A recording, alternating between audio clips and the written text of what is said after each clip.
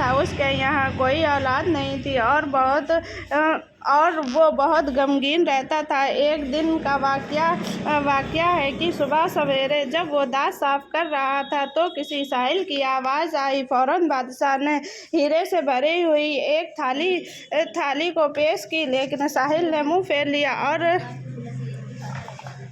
और खैरात लिए बगैर चल दिया। बादशाह को सख्त ताज्जुब हुआ और अफसोस हुआ और उसने दरबारे आम जमा किया और साहिल से इनकार की वजह दरियाफ्त की। साहिल ने कहा कि मैं बांझ घर की भीख लेना नहीं चाहता। ये सुनकर बादशाह बहुत रंजीदा और गमगीन हुआ और उसी वक्त शाही लिबास उतार कर फ़कीरी जामा पहन कर महल से चलते वक्त कहने लगा, रब्बुल इज़्ज़त मेरी इज़्ज़त रख ले तो मैं वापस आऊँगा। और बादशाह ने अपनी बीवी से रुखसत लेकर जंगल की राह ली। रात में हज़रत शोला सैयद का तशरीफ़ फरमाना था। उन्होंने बादशाह को बुलाया, लेकिन बादशाह ने कहा, मैं अभी वापस नहीं आ सकता। जब मेरी उम्मीद पूरी होगी उस वक्त वापस लौटूंगा। उन्होंने कहा कि तुम्हारी उम्मीद पूरी होगी, ज़रूर पूरी होगी। तुम इधर आओ और मेरी बात सुनो। कल सुबह गुस्ल करना और उस रात सहरी करके 16वें का रोज़ा रख के और 4 रकात नफिल नमाज 16 शहीदों के नाम से अदा करना और तिल या खजूर से रोज़ा खोलना। 5 पैसे की सिरीनी बाँट कर हमारी कहानी सुनाओ। लिखा तो सुनना होना चाहिए। सुनना, तुम्हारी उम्मीद ज़रूर पूरी होगी। जब 16 रोज़े पूरे हो जाएं तो इंशाअल्लाह तुम्हारी हैसियत के मुताबिक हमारे नाम पर खाना पकाकर फातह दिलाना। ये सुनकर बादशाह उसी वक्त अपने महल को आकर हुकूमत संभालने लगा। गुस्ल किया और 16वें का रोज़ा रखा। उसी तरह जब 9 रोज़े ख़त्म हुए तो उसके यहाँ लड़का तौलीद हुआ, मगर बादशाह ने बराबर रोज़े रखे। जब 16 रोज़े पूरे हुए तो बादशाह ने बड़ी ही अकीदत के साथ फातह दिलवाई और सिरीनी तकसीम करके कहानी सुनाई। महल के करीब एक बुढ़िया रहती थी। उसने बादशाह से दरियाफ्त किया कि उसके यहाँ किस तरीके से औलाद हुई। बादशाह ने फ़ौरन बूढ़ी भी सामने तशरीफ़ लाई और फातह का खाना खाया तो मैं बताऊंगा। जब बुढ़िया सिकम शेर होकर खाना खा चुकी तो बादशाह ने 16 सैयद के नाम के रोज़े रखने की बरकत का माजरा सुनाया। बुढ़िया ने भी मन्नत मांग ली कि मेरी गरीबी दूर होने के लिए रोज़े रखूंगी। वो भी रोज़े रखती रही। 16 रोज़े जब पूरे हुए तो उसने पाव शेर खाना पकाया और फातह देने वाली थी कि उस बुढ़िया के घर एक लकड़हारा जो हर रोज आया करता था। उस रोज बुढ़िया का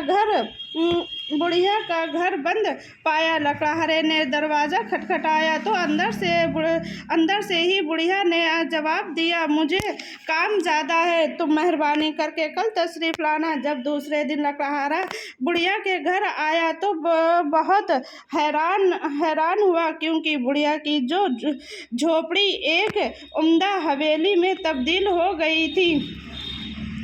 लकड़हारे ने झरोखे से झांक कर देखा तो बुढ़िया अंदर झूले में झूला झूल रही थी। बुढ़िया ने उसे पहचान लिया और उसे अंदर बुलाया तो लकड़हारे ने अंदर आते ही पूछा,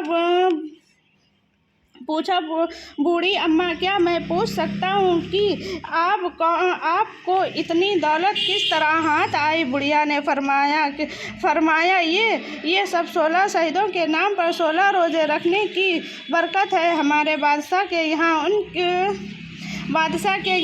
उन्हीं के तुफैल से खानदान औलाद अता फरमाई है। मैंने उन रोज़ों की बरकत को आजमा लिया है। उसी के तुफैल आज हमारी गरीबी दूर हो गई है। लकड़हारे ने भी मन्नत मांग ली और 16 रोजे खत्म होने भी ना पाए थे कि वो बड़ी उम्दा माले वो बड़ा मालदार हो गया और बहुत बड़ी फातह की। लेकिन उस रोज 5 पैसे की सिरीनी मंगवाकर 16 शहीदों की कहानी बोलना भूल गया।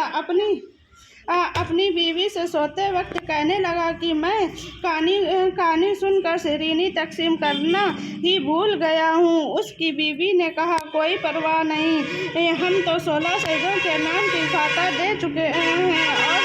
और वो दोनों सो गए। जब सुबह लकड़हारा हाजत के लिए जंगल गया तो उसके हाथ में पानी का लोटा था।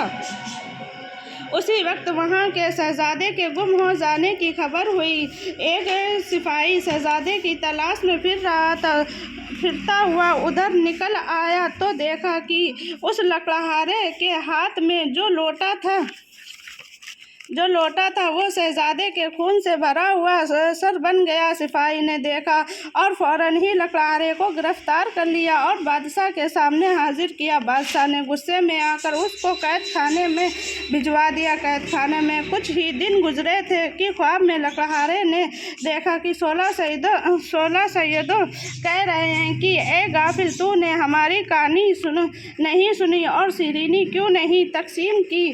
कल 15वीं तारीख है, भूल न जाना। गुस्ल करके 15वीं का रोजा रखकर हमारी कहानी दूसरों को सुनाकर सिरीनी तकसीम करके। लकड़हारे ने कहा, सिरीनी लाने या मंगवाने के लिए मेरे पास पैसे नहीं है।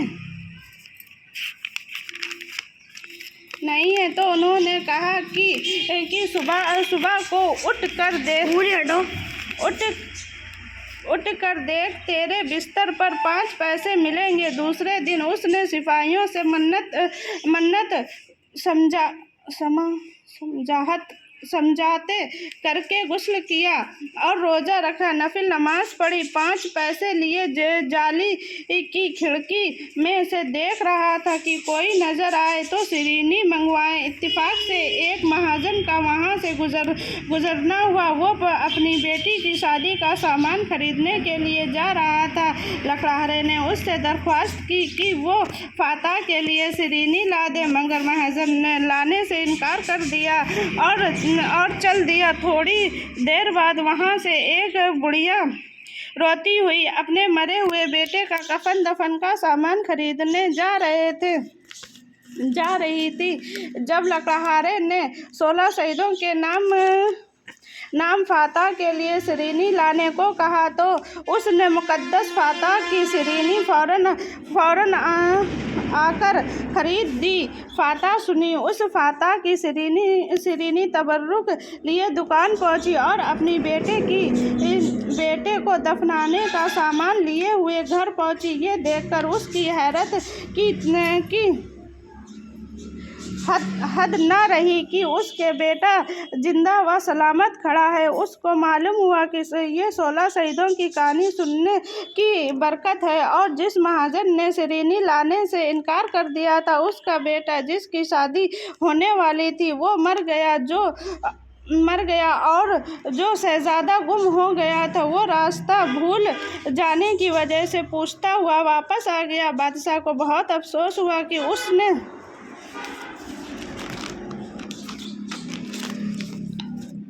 उसने नाहक बेकसूर लकड़हारे को कैद कर दिया। लकड़हारे को बुलाया और कहा कि हमसे खता हो गई, अल्लाह के लिए हमें माफ़ कर दो।